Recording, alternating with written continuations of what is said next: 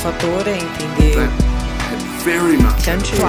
Toda experiência estas terras. Fondation Jean Jaurès. Penser pour agir. Bonjour Noéline Castagnier, vous êtes professeure d'histoire contemporaine à l'Université d'Orléans et vous venez de publier un livre intitulé « Quand les socialistes français se souviennent de leur guerre, mémoire et identité, 1944-1995 », qui paraît aux éditions Pure, presse universitaire de Rennes, avec le soutien de la Fondation Jean Jaurès. Alors, première question, cette périodisation de votre livre, 1944-1995, est-ce que vous pouvez nous l'expliquer davantage ? D'abord, bonjour. Merci à la Fondation Jean Jaurès de nous accueillir. Oui, bien sûr. Alors, c'est un temps qui est quand même relativement long, de 44 à 95. D'abord, expliquer pourquoi une si longue durée. Je souhaitais aller d'une rupture évidente qui est la fin de la Première Guerre mondiale et la libération, où on a un renouvellement considérable du personnel de la SFIO, des socialistes français encartés, puisque le filtre de la résistance s'est appliqué. Et puis, il m'a semblé tout à fait intéressant d'aller jusqu'à la fin du cycle mitterrandien, donc du deuxième septennat de François Mitterrand, parce que c'était pas tant, ce qui m'intéressait, ce n'était pas tant sa politique mémorielle, qui a été largement étudiée par ailleurs, mais de voir comment les militants, les sympathisants socialistes percevaient la dite politique mémorielle, alors même qu'ils avaient été formés au sein du parti d'Épinay, où il avait mis en œuvre, justement, il avait construit une mémoire assez particulière. Voilà. Donc un temps long. Un temps long avec des moments qui sont des moments forts entre 1944 et 1995, qui montrent que cette mémoire, justement, est réactivée à certaines périodes, qui sont des périodes de crise, qui sont parfois aussi des périodes où les socialistes sont au pouvoir. Est-ce que vous pouvez nous en dire davantage, justement, sur le lien entre cette mémoire et puis des périodes de crise dans la vie politique française à cette période ? Oui, tout à fait. Alors, bon, la mémoire, on le sait, c'est la représentation du passé, mais elle dépend totalement du moment présent. Et donc, les crises se succèdent, puisqu'en fait, c'est Guy Mollet lui-même qui disait que les Français n'étaient guère sortis de la guerre, si on reprend ce concept de perte progressive de la culture de guerre. Il y a la guerre d'Indochine, il y a la guerre d'Algérie. Ces guerres de décolonisation font que, bien entendu, cette sortie de la Seconde Guerre mondiale, elle est plus longue, on aurait pu l'espérer, parce que ces conflits réactivent des plaies anciennes et des interrogations qui se font jour à nouveau. Donc il y a toute une série de crises, la crise de la CED d'abord, dans les années 52, 53, 54, la communauté européenne de défense avec la question du réarmement ou pas seulement, mais c'est comme ça que c'est beaucoup perçu, réarmement ou pas de l'Allemagne. Bien évidemment, la crise qui est liée à la guerre d'Algérie et plus précisément le moment de la crise de Suez en 1956, et puis le 13 mai 1958, avec ensuite le retour ou pas du général de Gaulle. Alors, tout ça sont des crises existentielles qui font rejouer les mémoires des guerres de manière extrêmement forte. Alors après, ça se calme un peu, mais il y a la guerre en Irak qui à nouveau réactive ces mémoires de guerre avec à chaque fois des prises de position qui ne sont pas du tout homogènes. Voilà. Et c'est ça qui était extrêmement intéressant à étudier. Et donc dans ces mémoires en fait socialistes à partir de 1944, il y en a une qui est importante, qui apparaît dès 1944, c'est la mémoire de la résistance, mais qui est très particulière. Oui, alors bien sûr, on connaît depuis Henri Rousseau le syndrome de Vichy, le concept, le néologisme qu'il a créé, qui a d'ailleurs été très débattu par un autre historien, Pierre Laborie, qui le trouvait maladroit dans sa formulation, le concept de résistentialisme avec un C, qui désignait, en fait, je crois qu'il y a surtout un malentendu. Ce que voulait dire Rousseau, c'est qu'il y avait un mythe, non pas de tous les Français résistants, mais un mythe autour de l'idée que les Français auraient soutenu majoritairement la résistance. Donc ce mythe a été entretenu par le général de Gaulle lui-même, qui souhaitait que la France apparaisse bel et bien comme un pays vainqueur, et légitime et fort par rapport aux Alliés, et puis les communistes, puisque les communistes étaient le parti des 75 000 fusillés, et donc avaient derrière eux toute la nation française. Et Les socialistes qui ont combattu dans la résistance, beaucoup plus qu'on ne l'a dit, qui ont énormément de difficultés à se faire reconnaître en tant qu'anciens résistants, aimeraient bien finalement développer eux aussi, avant la lettre, une forme de résistentialisme. Mais ils échouent, et c'est sans doute pour ça qu'aujourd'hui encore, eh bien, on se rend compte que finalement, quelque chose d'assez simple, par exemple, beaucoup de gens pensent que le maquis du Vercors, c'est essentiellement un maquis communiste. Ce genre d'erreur que l'on trouve assez fréquemment. Ou alors, les gens ignorent que Pierre Brossolette était un socialiste. Voilà. Donc ça dure. Oui, oui, et effectivement, alors, quelles sont les figures qui sont mobilisées par la résistance socialiste et par la direction aussi du Parti socialiste pour essayer de montrer qu'il y a une résistance? Comment on incarne cette résistance? Avant même de dire quelles sont les figures mobilisées, je dirais que c'est presque un peu trop tard. Bon, Pierre Brossolette, ils essayent de le mobiliser, mais la figure est nationalisée tout de suite. Donc cette nationalisation que l'on constate notamment dans les timbres, par exemple, la première série de timbres sur les résistants dans les années 50, sur les plaques, etc., même si Gilberte va aux cérémonies, elle est là en tant que veuve et les socialistes sont peu finalement reconnus en tant que tels. Donc il y a d'autres figures comme celle de Jean Lebas, là c'est beaucoup plus efficace, c'est une figure locale. Le problème c'est que Jean Lebas, on ne récupère pas sa dépouille tout de suite. Elle arrive très tardivement. Les funérailles de Jean Lebas ont lieu en 1951, avec d'autres camarades et son fils d'ailleurs. Donc on va mettre en avant Jean Lebas, Max Dormoy également, ça c'est une figure qu'on va pouvoir mettre en avant. Je dirais que c'est peut-être même, comme Lebas localement, Dormoy, c'est assez efficace puisqu'il y a une station de métro.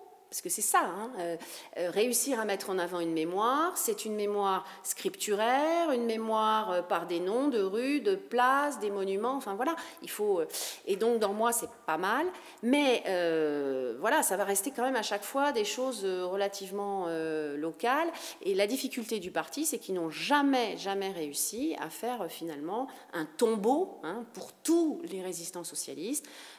Ils en avaient le projet pourtant au départ, mais ils n'ont jamais réussi à le faire. Voilà. Ce qui explique sans doute que cette résistance est peut-être, comme vous le dites, maltraitée, mal connue en fait, pris entre le gaullisme et le communisme. Il y a une autre raison aussi qui est évidente, c'est que Léon Blum a choisi, c'est les directives qu'il a données, de verser les socialistes, c'est son expression, dans la résistance, donc les socialistes se sont dispersés. Alors d'abord, il y a ceux qui étaient très fâchés contre Jean-Baptiste Séverac et Paul Faure et qui ont choisi la résistance sans même chercher à savoir si c'était de la résistance socialiste ou pas, tout simplement. Mais il y en a d'autres qui se sont retrouvés entre eux. Libération Nord, il y a énormément de socialistes à Libé Nord.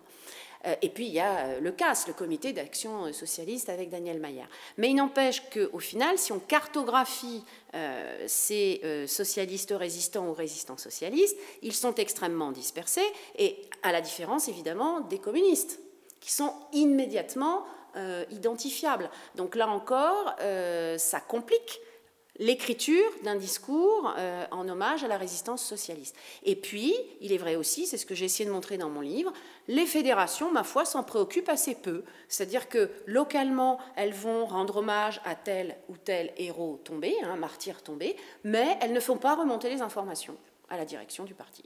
Voilà. Donc il manque là quelque chose, une sorte de bottom-up finalement, qui fait défaut.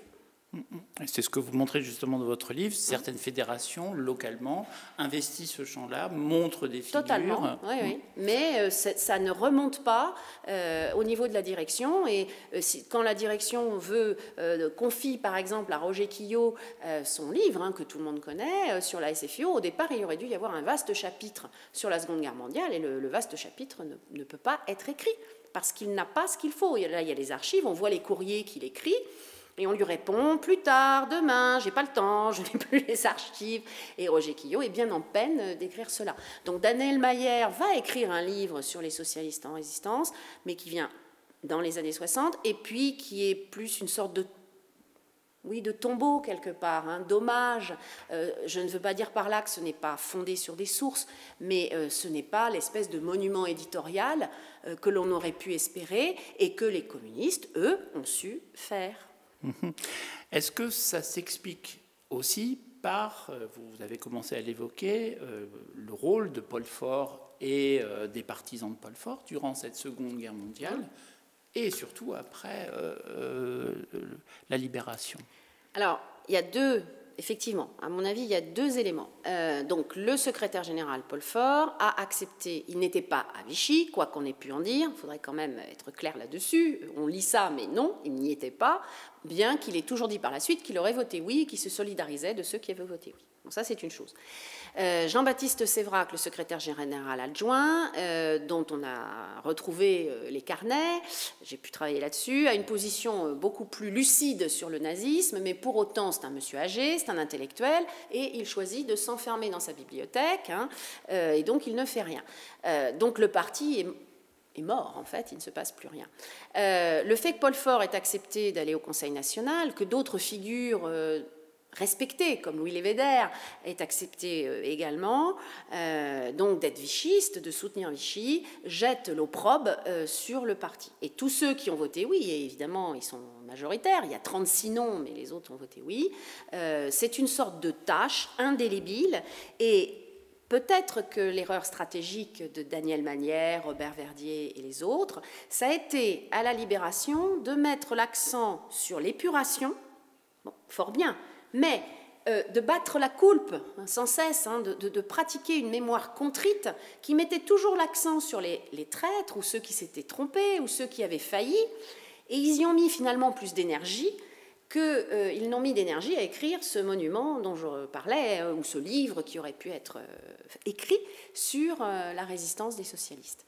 Donc finalement, c'est les historiens, quand on a fait un colloque, il y a ça d'assez nombreuses années, sous la direction de Pierre Guidoni et Robert Verdier, qui ont un petit peu ramassé les éléments du puzzle.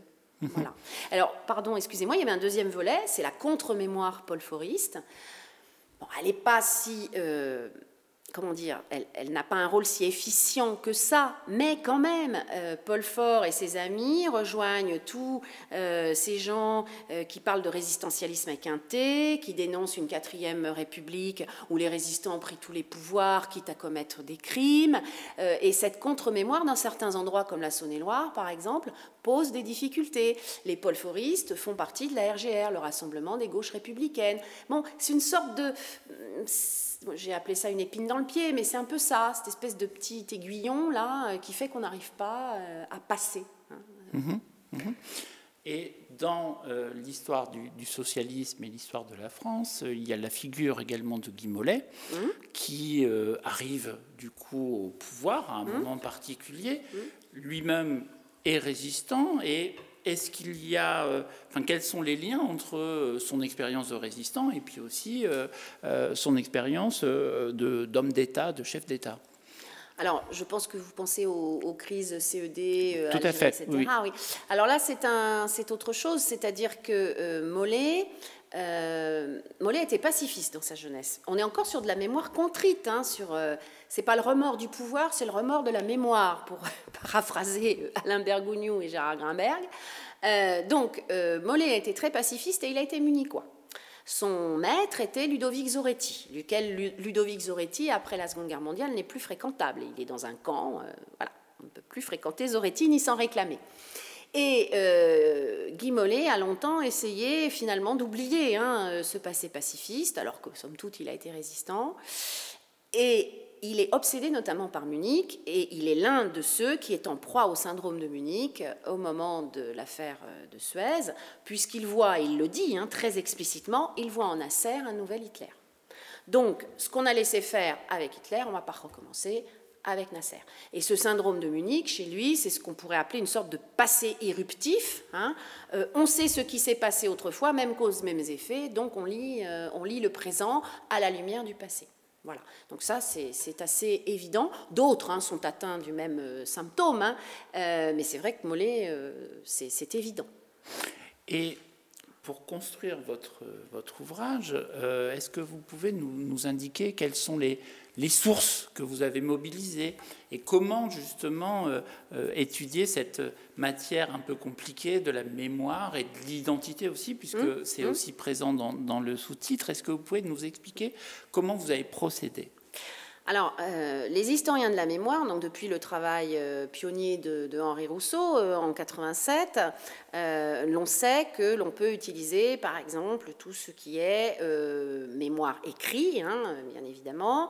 On peut utiliser, en l'occurrence, là, sur une mémoire militante, tous les cours de formation, toutes les conférences qui sont données, tous les articles qui racontent l'histoire, etc. Bon, j'avais déjà beaucoup de sources imprimées. Ma difficulté à moi, c'était que je voulais travailler aussi sur les mémoires territoriales, ce que j'ai appelé des mémoires territoriales, c'est-à-dire justement qui proviennent bien de la base, des fédérations, des municipalités. Donc il fallait de la presse, y compris locale, et la presse socialiste locale, elle n'est pas toujours pérenne. C'était assez complexe. Donc il y a déjà tout ça. Ensuite, il y a tout un tas d'objets. Hein, ça peut être des médailles, des petits pins, des badges, des photos que l'on va mettre dans la section, tout ça. Bon.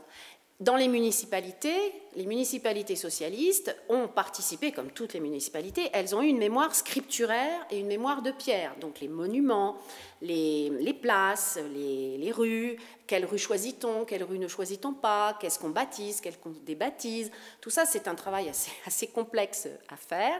Et j'avais également tout ce qui était rite, pratique rituelle. Et là, j'ai utilisé beaucoup de photographies, de comptes rendus hein, des cérémonies. Donc, qu'est-ce qu'on mettait en avant, qu'est-ce qu'on ne mettait pas en avant. Au moment, par exemple, des funérailles. C'est très important, les funérailles, parce qu'on dit beaucoup de choses du passé au moment où on enterre ses morts. D'autant qu'après la Seconde Guerre mondiale, je vous parlais de Lebas tout à l'heure, il y a des funérailles différées. C'est quand même particulier, on récupère le corps en 51, bon, c'est quand même très spécial. Donc toutes ces cérémonies, je les ai étudiées à la fois en lisant les comptes rendus, en repérant qui était dans les cortèges, à quel moment on met en avant les jeunes ou pas les jeunes, enfin, etc. Et puis les photographies, et enfin, miracle, quelques films. Alors plus je m'avançais évidemment vers la fin de ma période, plus les sources audiovisuelles étaient formidables, et plus j'en avais, et plus c'était commode à faire. Voilà. Mais pour résumer, travailler sur la mémoire, ça demande de diversifier au maximum les sources, d'introduire beaucoup de sources iconographiques, je crois que c'est extrêmement important. En revanche, il y a quelque chose que j'ai écarté et je m'en suis expliqué, je n'ai pas, alors que j'ai beaucoup pratiqué par le passé les archives orales, je n'ai pas pratiqué les archives orales. Parce que ce livre a été écrit au 21e, en 2018-19, et j'allais rajouter une couche de mémoire qui aurait été tributaire hein, de ces années 2018-2019, et ça aurait encore compliqué les choses. Puisque vous l'aurez compris, c'est une espèce de millefeuille très très complexe, et je ne voulais pas compliquer. Et dans ce millefeuille très très complexe, il y a un autre élément que vous abordez qui est intéressant au niveau mémoire. Vous l'évoquez avec Lebas et le fait que sa dépouille arrive tardivement. C'est la place des résistants qui sont déportés tout à fait. Et qui ont une place dans la mémoire très particulière, présente et absente. Et est-ce que vous pouvez nous en dire davantage sur quel rôle a cette caractéristique de la Seconde Guerre mondiale, à savoir la déportation et aussi l'extermination de populations résistantes ou de populations juives? Je pense que le fait que les socialistes aient eu beaucoup plus de déportés que de fusillés, très clairement, ça ne les a pas aidés à faire face à la mémoire triomphante des communistes. Ça, c'est une évidence. Il est plus facile et plus, je cherche un mot qui soit adapté, plus valorisant de commémorer un massacre ou des gens qui ont été fusillés que de récupérer au compte-gouttes des nouvelles et des dépouilles, quand on les récupère, de déporter. Ça, c'est évident que ça a été une difficulté majeure. Et il y a beaucoup, effectivement, de socialistes qui ont été déportés, qui sont morts en déportation. Donc, c'est difficile. Voilà. Quant au massacre, c'est surtout... Le problème, là encore, c'est que les socialistes ont peu, finalement, pratiqué la résistance armée. Donc, là encore, par rapport aux communistes, c'est moins valorisant. Donc, il y a des résistants socialistes qui se sont battus, qui sont morts les armes à la main, qui ont participé le massacre de Signes, par exemple, ou des choses comme ça. Mais, du coup, on en parle en tant que combattants, mais quand on en parle dans ces années-là, on ne dit pas qu'ils sont socialistes. Et ça c'est passé sous silence. En quelque sorte, comme Claude Bourdet qui écrit dans ses mémoires que les socialistes, on ne les voyait pas, lui, il ne les a pas vus, les historiens ne les ont pas vus, et finalement, pendant longtemps, ça a été très difficile de les voir, alors qu'en fait, oui, ils ont résisté de différentes manières, voilà. C'est ce que vous montrez effectivement dans votre livre. Enfin, il y a quand même cette mémoire qui essaye d'émerger et de surgir. Avec la mémoire et avec cette expérience de la Seconde Guerre mondiale, ces expériences, il y a les questions d'identité. Et effectivement, avant la Seconde Guerre mondiale, on associe très fréquemment les membres de la SFIO au pacifisme. Est-ce qu'après 1944, les socialistes renoncent au pacifisme parce que trop problématique et ayant causé un certain nombre de difficultés à ce parti, ou est-ce qu'ils perdurent dans une identité qui serait en faveur de la paix, en réactivant même notre figure? On pense à Jaurès en particulier parce qu'il est important, mais quel est le rapport alors avec la paix pour les socialistes après 1944 ? Alors, vous avez tout à fait raison. Ça, c'était vraiment une des questions qui me taraudait au départ. Je dirais que c'était presque une des principales questions qui a motivé ce travail. J'arrivais pas à comprendre comment ils arrivaient à concilier ce pacifisme pour avoir travaillé, moi, sur des pacifistes viscéraux. J'avais beaucoup travaillé sur les Paul Fauristes. Je ne comprenais pas comment ils arrivaient à concilier cet engagement dans la résistance, cet engagement patriotique et une mémoire patriotique de la résistance avec leur pacifisme. Et en fait, je me suis rendu compte que, somme toute, ils le sont de moins en moins, pacifistes, soyons clairs. Ils sont atlantistes, bien évidemment, ils sont pour l'OTAN. Et si on va à l'autre bout de ma période, au moment de l'Irak, c'est un épiphénomène, ceux qui refusent l'entrée en... Alors, tout le monde se souvient de la démission de Jean-Pierre Chevènement, bien évidemment, mais ils sont quand même minoritaires, très clairement. Ils font du bruit, mais ils sont minoritaires. Donc, on a ce syndrome de Munich qui est obsédant. Rocard a quand même dit Munich, virgule, plus jamais ça. C'est quand même extraordinaire, le plus jamais ça, pacifiste des anciens combattants associés à plus jamais Munich.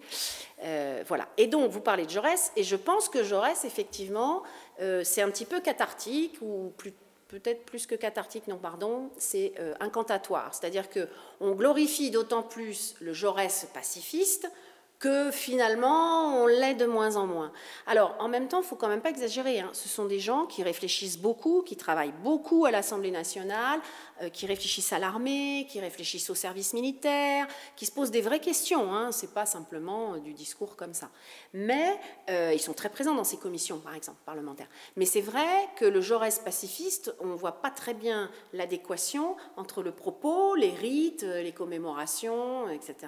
Et puis, en fait, leur réflexe tout de suite qui est de dire non, on ne laissera pas passer, c'est pas possible, etc.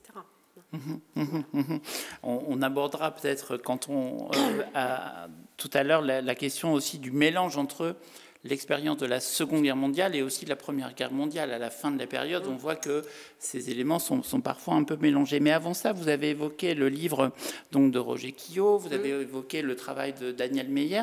Il y a une histoire à la fois militante et de plus en plus scientifique aussi qui se constitue de ces éléments-là. Est-ce que vous pouvez nous en dire davantage ? Oui, alors c'est vrai que les socialistes comme les communistes, enfin, le mouvement ouvrier est par essence attaché à son passé. Bon, ça, c'est une donnée de base. Ce sont des gens qui lisent l'histoire, qui donnent des cours d'histoire, ça fait partie de la formation, ça c'est ancien, c'est une tradition, etc. Bon. Donc Roger Quillot écrit ce livre sur la SFIO à la demande de Guy Mollet. C'est un ouvrage qui reste important, hein, bien sûr, fondé sur archives, etc. Mais il est membre du Parti socialiste. Daniel Meyer ne s'en cache pas. Lui, c'est en hommage à ses camarades tombés. Donc on est certes dans une démarche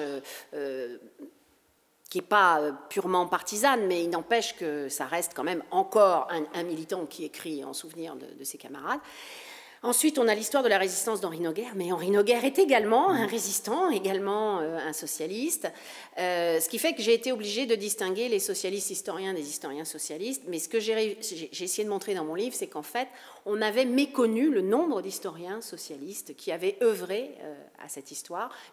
Voilà, Henri Michel est socialiste, Labrousse est socialiste, et Pascal Horry, pour parler plus récemment, Jean-Pierre Rioux, enfin des gens qu'on connaît bien, Christophe Prochasson, enfin, voilà, on a beaucoup... Alors, donc, du coup, par l'intermédiaire de ces socialistes historiens, mais ils sont quand même très historiens, on va basculer du socialiste historien à l'historien socialiste. Voilà. Et c'est comme ça qu'on va vers quelque chose de plus en plus scientifique. Mais malheureusement, l'histoire scientifique, c'est, comment dire, moins médiatique que quelque chose comme les militants communistes dans les années 45, 47, etc. Donc c'est un peu tard. Voilà. Et en même temps, vous montrez qu'on va essayer d'insister sur quelques figures et vous montrez que d'autres méconnus vont émerger. Je pense en particulier à ce que vous dites sur le rôle des femmes dans cette mémoire, parce que là, on se focalise, on va dire, sur des résistants, mais il y a aussi des résistantes, et il y a une mémoire, on va dire, plus féminine qui émerge aussi, ou qui essaye d'émerger. Enfin, du moins, vous l'évoquez. Oui, alors, moi, je l'évoque parce que, peut-être parce que je suis une historienne femme, que j'ai moi-même, enfin, je sais parfaitement quelle est la situation des historiennes femmes en France, hein, on est minoritaire, il faut quand même le dire. Donc, j'ai mon regard, finalement, du 21e. Mais à l'époque, ils s'en préoccupent fort peu. Et ce que je montre aussi, c'est qu'ils ont raté quelque chose, ils ont raté le coche. Ils avaient des figures de la résistance tout à fait splendides et ils les ont guère mises en avant, au point que les communistes, là encore, ont fait mieux. Hein, les communistes mettent bien plus en avant leur propre résistante que les socialistes ne l'ont fait. Alors, on réclame la féminisation du personnel, mais... on met les femmes en position alibi. Quand on prend des femmes, ce sont des veuves d'eux. Donc, c'est quand même pas très, très réussi, là encore, de ce point de vue-là. Hein. Soyons clairs, les socialistes sont restés quand même très, peut-être pas misogynes, mais on va dire, c'est un parti très masculin. Bon. Et autre difficulté que vous abordez, c'est qu'à partir des années 1970, les socialistes se transforment en tant que structure partisane et arrive une figure qui est déjà connue, mais qui arrive en tant que responsable des socialistes, c'est François Mitterrand. Et du coup, son parcours interroge aussi à ce moment-là. Est-ce que vous pouvez nous en dire davantage, justement, sur son rôle dans cette mémoire socialiste ? Alors, Mitterrand, l'homme des secrets, l'actualité vient de nous montrer qu'il y en aurait encore eu un qu'on vient de découvrir. Alors moi, ce sur quoi je voudrais insister par rapport à notre objet, c'est qu'il y a un secret de Polichinelle, ça c'est clair. Mitterrand et la Francisque, tout le monde le sait. Hein. Il ne faut pas aller nous dire que c'est une découverte des années 90. Non, non. Guy Mollet, par exemple, est informé. On a un dossier qui est conservé qui montre qu'ils le savent très bien. Alors ensuite, est-ce qu'ils savent s'il a eu la Francisque pour faire double jeu ou pas, etc. Bon, ça, c'est plus subtil. Mais on sait très bien que le personnage est retors, qu'il a été un résistant, ce qui est vrai, hein, et finalement, sans utiliser le concept, parce que bon, c'est pas leur rôle, mais les socialistes de l'époque, finalement, s'accommodent assez de l'idée que c'est un vigisto-résistant, concept qui a été créé par Jean-Pierre Azéma par la suite, hein, quand le scandale a éclaté. Bon, maintenant, c'est quand même un peu compliqué, évidemment, lorsqu'il prend le pouvoir, lorsqu'il emporte le parti à Épinay, en 71, de construire une histoire alors que le personnage lui-même est à facettes.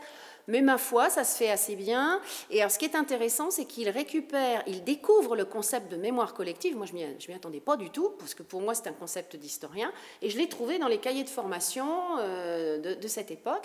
Donc, ils sont tout à fait conscients que la mémoire sert à construire une identité, que leur parti va grossir en nombre, ce qui est le cas, les effectifs augmentent, qu'il va y avoir des jeunes, qu'il va y avoir des gens qui vont venir d'ailleurs, de fait.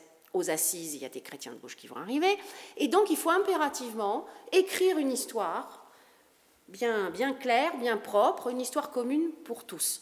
Et Mitterrand, donc, laisse faire, c'est pas lui qui s'en charge, hein, ce sont les différentes personnes qui s'occupent du secrétariat à l'éducation, à la formation, et on va faire ça. Et bien évidemment, dans cette histoire écrite à partir des années 71, la résistance est exaltée, à la fois sous sa forme patriotique et éthique, puisque le national-molettisme, lui, est désigné comme étant quelque chose qu'il faut bannir, qu'il faut dénoncer. Ça, c'est pour intégrer tous ceux qui viennent des clubs, les chrétiens de gauche, anciens PSU et tout ça, donc voilà, qui sont entrés aussi souvent en politique par dégoût de ce qui se passait dans la guerre d'Algérie. Mais bon, on ne va pas trop s'interroger sur le parcours de François Mitterrand lui-même. Donc moi, ce que j'ai voulu montrer dans mon livre, c'est qu'en fait, François Mitterrand a tout à fait conscience que son parcours complexe sous l'occupation ne passera jamais. Et il prend en main les choses très très tôt, puisque c'est dans un ouvrage sur l'histoire des prisonniers dès 1945 qu'il commence à écrire son histoire. Et il ne va jamais cesser de fignoler, de peaufiner cette histoire qu'il va réécrire, bien évidemment, pour être en adéquation avec ce qui est enseigné finalement au Parti socialiste dans les années 70. Alors, on arrive aussi, lorsque lui prend les rênes du parti, puis lorsqu'il arrive au pouvoir, à de nouvelles générations qui n'ont pas connu forcément ces événements, qui arrivent donc aussi dans l'exercice du pouvoir. Est-ce que ça change justement la situation? Est-ce que ces nouvelles générations, parce que vous le dites parfois, lorsqu'on n'a pas vécu les événements, on en a une conscience encore plus exacerbée en quelque sorte. Alors comment ça se passe? Alors ça, c'est des travaux, j'avoue que là, je cite d'ailleurs les gens que j'utilise, ce sont des travaux qui ont été menés sur la post-mémoire, ce qu'on appelle la post-mémoire. L'un des pays qui a énormément travaillé sur la question, ce sont les Espagnols, qui montre qu'en fait, ce n'est pas la génération des victimes, ce sont les descendants, voire même les petits-enfants des victimes qui, en fait, font émerger une mémoire antifranquiste et une mémoire qui exige que l'on exhume Franco, que l'on débaptise les rues, etc. En quelque sorte, avoir reçu de ses ascendants un récit empreint d'émotion, etc., vous inscrit dans une filiation et dans un, avant la lettre, devoir de mémoire qui est extrêmement fort. Donc ce que j'essaye de montrer dans mon livre, c'est qu'il y a bien une génération mémorielle d'Épinay, clairement. Et d'ailleurs, c'est Delanoë qui va reconnaître le premier, le 17 octobre 61, c'est Hollande qui va, même chose par rapport à la guerre d'Algérie, enfin voilà, on est dans une génération. Alors Mitterrand, lui, c'est beaucoup plus compliqué, et donc forcément, il va y avoir un moment où c'est plus en phase, ça peut plus être en phase. Et dans ce processus, est-ce qu'on voit émerger des exemples à suivre quand même, de nouveaux exemples à suivre ou pas? Vous voulez dire de militants ou de nouvelles expériences, que ce soit pendant la guerre d'Algérie éventuellement, ou alors directement pendant la Seconde Guerre mondiale. Vous avez parlé de Pierre Brossolette, mais est-ce qu'on réutilise davantage la figure de Pierre Brossolette ou pas du tout? Non, sincèrement, non. Il n'y a pas de c'est une constance. C'est une constante. Je ne pense pas que... Non, ce qui est plus amusant de voir, c'est ce que j'ai appelé, qui vient de la Rome ancienne, cette damnatio memoriae, c'est-à-dire qu'on continue à effacer totalement de la mémoire un certain nombre de personnages. Donc Paul Faure ne réapparaît pas, il n'y a rien à faire. Quand il réapparaît, c'est au hasard d'une photo où il est à peine nommé, ou voire même avec des fautes d'orthographe, voilà, et alors qu'il a été secrétaire général pendant 20 ans, et Mollet, à son tour, pareil. Alors on reconnaît le militant dévoué, etc., mais en même temps, c'est la guerre d'Algérie, et donc lui aussi, il n'a pas droit de figurer dans les hauts lieux. Mais il n'y a pas de redécouverte de résistance, si c'est ça votre question. Oui, c'était ça. Non, franchement, je ne pense pas. Toutes les grandes figures, elles ont émergé assez vite, dans les timbres, par exemple, ou des choses comme ça. Voilà. Et vous l'avez évoqué, vous l'avez dit plusieurs fois, on voit que jusqu'à peut-être aujourd'hui, on utilise toujours un vocabulaire qui est très signifiant. Je pense aux munichois, par exemple. Oui. Est-ce qu'on continue d'avoir ces termes-là? Est-ce que c'est vif encore dans les discours et dans les débats des socialistes? Enfin, je dis munichois, mais je pourrais prendre d'autres choses. Alors, vous voulez dire aujourd'hui? À partir des années 70 jusqu'aux années 80. Dans la période que j'ai étudiée, c'est incroyable. Au moment de l'Irak, c'est incroyable. On retrouve des termes comme pacifisme bélan. Le pacifisme bélan, Si on disait ça aujourd'hui à des étudiants, ils se demanderaient bien ce que c'est que cette chose. Le pacifisme bélan, c'est des termes qu'on utilisait en 38-39 entre partisans de la fermeté et Paul Forist. Oui, oui, tout à fait. Donc le vocabulaire revient, est repris sous forme d'insultes, et on a l'impression effectivement de revivre un petit peu de manière perpétuelle la même chose. Mais c'est ce que je vous disais tout à l'heure. Cette mémoire, les socialistes ont une mémoire contrite, hein. Ils ont énormément de mal à effacer leurs fautes. À la différence des communistes qui sont prêts à réécrire totalement et à exclure ceux qui ne disent pas comme eux, hein, non, chez les socialistes, on a une mémoire contrite. La couverture qui est dans mon dos, bah, c'est le remords de la guerre d'Espagne. Hein. On n'arrive pas à passer sur la non-intervention en Espagne. Et il faut attendre la transition démocratique pour qu'enfin le parti arrive à se pardonner, hein, de ne pas avoir plus aidé les républicains espagnols. C'est quand même une fidélité au passé assez remarquable, quelque part. Et vous insistez, vous l'avez dit tout à l'heure, sur le travail de transmission de cette histoire avec les écoles de formation, ce genre particulier. Est-ce que c'est une spécificité du Parti socialiste? Vous avez dit que l'ensemble du mouvement ouvrier fait attention à ça, mais est-ce que le Parti socialiste insiste davantage là-dessus que... Alors, pas plus que les communistes. Hein. Les communistes ont par exemple un manuel qui est un monument, hein, je vous invite à le lire, c'est assez intéressant, manuel d'histoire. Non, pas plus que les communistes, et sans doute avec moins d'efficacité. Mais oui, ce qui est plus intéressant finalement que ce qui se fait au niveau de la direction, parce que quand on regarde le guide du nouveau militant, on voit que ça se répète. Hein. Moi, je les ai tous regardés, j'ai fait attention. La Fondation Jean Jaurès a eu la gentillesse de me donner tous les exemplaires, j'ai pu se les comparer. Ça se répète beaucoup. En revanche, quand on va localement, on voit qu'il y a plein de choses qui sont inventées. Chez les uns, ça va être un diaporama. Chez les autres, ça va être des expositions. Enfin, on voit qu'il y a une préoccupation constante qui n'existe pas pour avoir travaillé sur d'autres courants politiques de droite. On n'a pas ça à droite. Hein. Ça n'existe pas. On va être dans la vénération à Charles de Gaulle, mais il n'y aura pas, par exemple, chez les gaullistes, ce souci de l'histoire. En revanche, les communistes, eux, ça tourne presque parfois une sorte de, comment dire, de propagande. Enfin, j'exagère peut-être un peu, mais... 1995, donc, votre livre se termine à ce moment-là. Est-ce que vous pouvez nous dire ce qui se passe un petit peu ensuite? Est-ce qu'il y a un vrai changement? Est-ce que c'est une vraie rupture d'après vous, même si c'est en dehors de la période de votre livre? Bah, non, moi je pense que cette génération d'Épinay, ce que je disais tout à l'heure, elle va porter ces reconnaissances du passé. Hollande, je parlais du maire de Paris, et je dirais que par certains côtés, sans vouloir polémiquer, Macron est assez représentatif dans son traitement du passé de ça. Hein, reconnaître l'assassinat d'Audin, par exemple, voilà. Bon, donc ça, c'est sur la lancée, hein, de cette génération d'Épinay. Le décret de 1993, qui a été imposé finalement à Mitterrand, hein, il n'en voulait pas de ce décret, eh bien, il porte ses fruits, et donc, bien sûr, maintenant, on va commémorer partout les victimes de Vichy, on va reconnaître les justes. C'est un mouvement de fond qui s'est fait malgré Mitterrand, je dirais, hein, et qui a continué dans les municipalités, dans les terres de gauche, etc. Je pense. Voilà. En revanche, juste excusez-moi, en revanche, on ne réexhume pas, mais même pas pour... Enfin, je veux dire, c'est pas une question de les réhabiliter, mais je crois qu'un socialiste d'aujourd'hui ne sait toujours pas qui est Paul Faure. Effectivement. Ce qui, en soi...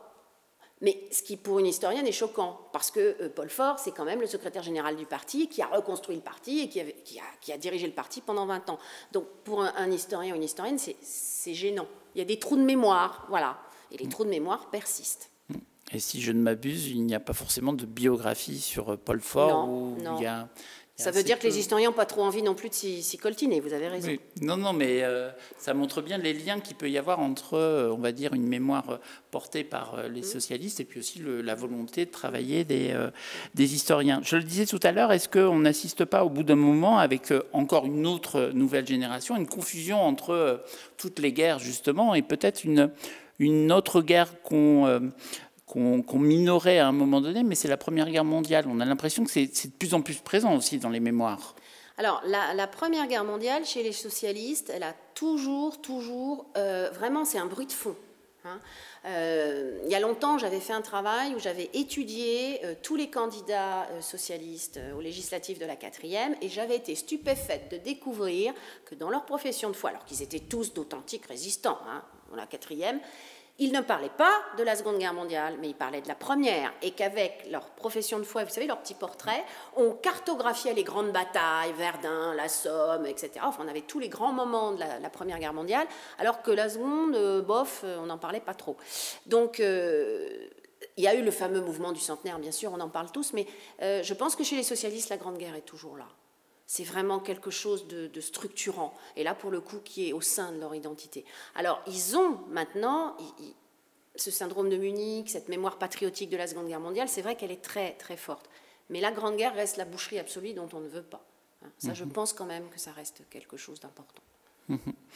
Bah écoutez, je vous remercie pour toutes ces précisions. Hein. J'inviterai tous les auditeurs et auditrices à lire votre livre, qui est vraiment passionnant. Et donc, je vous laisse le mot de la fin, si vous le souhaitez. Le mot de la fin, ce serait que moi, je pense qu'il y a d'autres travaux de la même nature qui devraient être menés sur d'autres familles. Parce qu'en fait, ce que j'ai voulu faire, c'est montrer qu'on pouvait travailler sur la culture politique, et là il s'agit d'une culture politique particulière, dans une famille particulière. Si je l'ai fait sur eux, c'est parce que c'est celle que je maîtrisais le mieux. Puis qu'il y avait des fonds d'archives, parce que c'est une famille qui garde ses archives. Il faut le dire, hein, tout le monde ne garde pas ses archives. Mais ce serait intéressant, franchement, de considérer la mémoire comme un élément de l'identité politique et de la culture politique. Et ça serait bien de le refaire sur d'autres familles politiques, notamment, je pense, à droite. Maintenant, est-ce qu'on aurait les outils? Je ne sais pas. Bon, j'espère que l'appel sera entendu. Je vous remercie beaucoup, Noéline Cassagnet. Merci.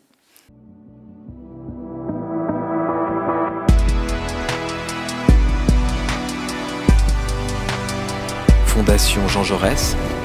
Penser pour agir.